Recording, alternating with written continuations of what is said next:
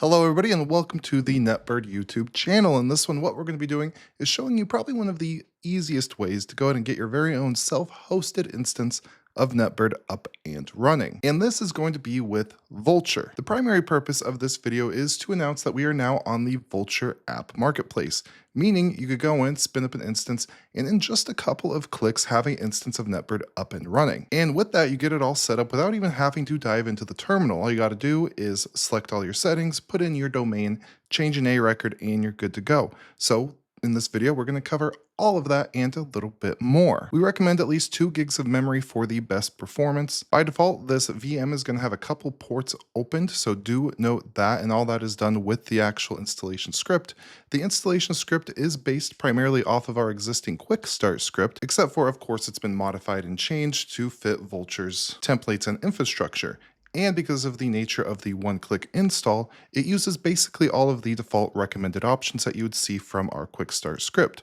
For example, it's going to be using traffic by default for our automatic TLS, which is going to be in the Docker Compose. Additionally, it is going to enable the proxy, so you're going to get all of the features right out of the gate. This is also going to include CrowdSec by default, and really the only manual step that we're going to have to do is set some DNS records. So let's go ahead and dive on in. So essentially, when you're on Vultr, all you're going to want to do is go over here and click on deploy. And then for the location, I do recommend pick one that is moderately close to you, or maybe if you have a team of people, pick a server that's like kind of in between everybody, just so you have the lowest latency and best connection possible. So for me, I would go Americas, and Los Angeles is going to be fine. For this, we don't really need a dedicated CPU. It's not that resource intensive. We're going to go shared CPU.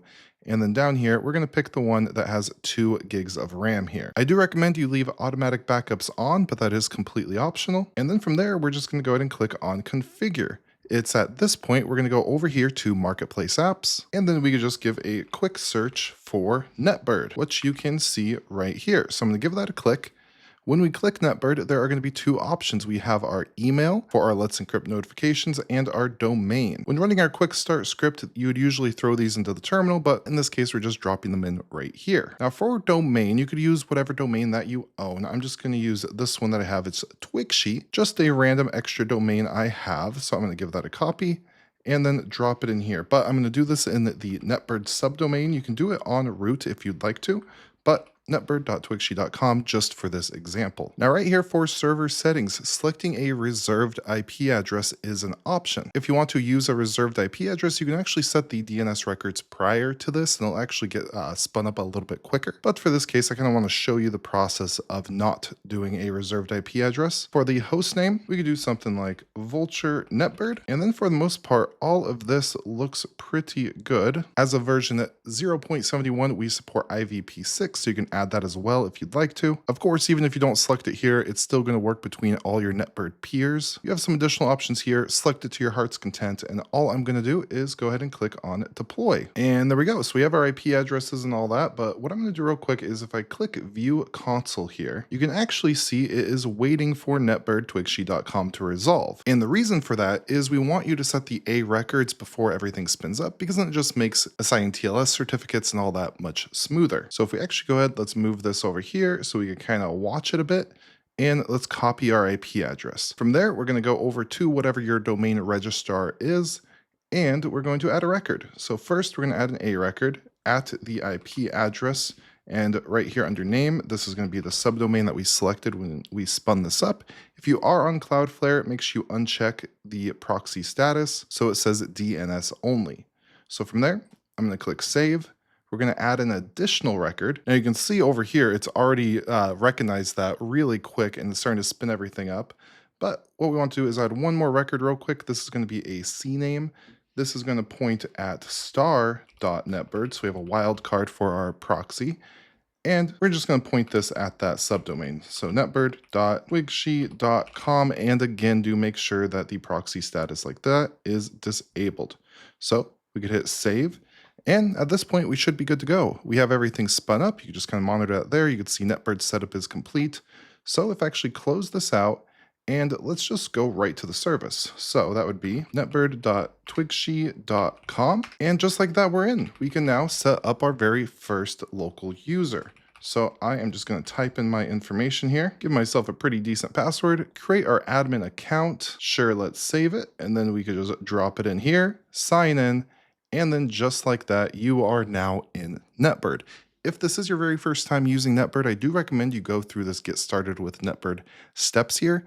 It will help you connect machines, make sure that they're working, and just guide you through the process of making policies, how they work, and all of that. If you're already familiar with NetBird, you just go ahead, click on Skip to Dashboard, and you can see here we are in and we're good to go. Now, one thing that's important, when you first run this, it should already be updated for you.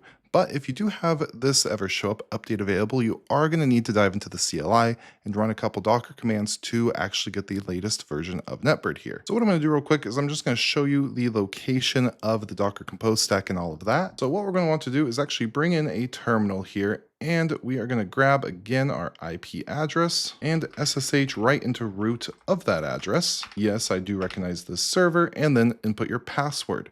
Now for this instance, we're just going to use the password that's already here. I do recommend you go in, add some SSH keys and all that, and then actually disable the ability to SSH into your account via root. Doing that's not the most secure thing in the world. So we're going to paste in our password, hit enter, and then there we go, we're in. So to actually update this, everything is going to be stored in, if I cd into opt and NetBird, just like that, run an ls, and you can see we have everything right here, our compose, our environmental variables, and so forth. And really all I need to do to update this is first pull the new images, so docker compose pull, give that just a minute to get all the latest and greatest updates that we have. And then once that is done, we just run a docker compose up-d, hit enter, and then it's going to recreate all the images that have updates or the containers. So once we're all good to go, what we can do is actually jump back over here. You can see update available. If I just give this page a nice refresh, you can see we're now running on the latest versions. So now you know really how easy it is to get NetBird up and running on Vultr using their marketplace. You know how to update it, and you can go ahead and explore all of our documentation, Knowledge Hub articles for a wide variety of use cases, tutorials, feature documentation, and much more. There's going to be a link to everything that I mentioned down below, including some resources from Vultr themselves, so do go ahead and check all that out. With all that, I'll see you in the next one.